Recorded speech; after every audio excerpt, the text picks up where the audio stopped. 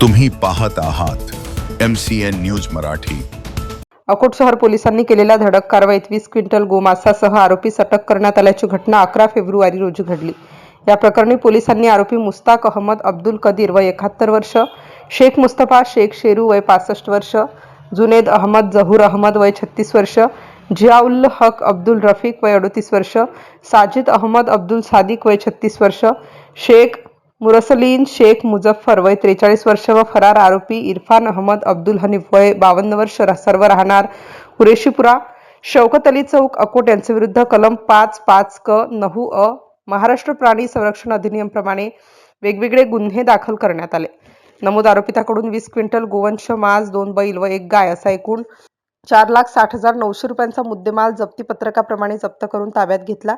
सदरची कारवाई अकोला पोलीस अधीक्षक Archit Chandak, upper police अधीक्षक बी चंद्रकांत रेड्डी, सहाय्यक पोलीस अधीक्षक तथा उपविभागीय पोलीस अधिकारी अकोट निखिल पाटील यांच्या पथकाने यशस्वीरित्या पूर्ण केली। MCN न्यूज मराठीकरिता विशाल आगरे, अकोट।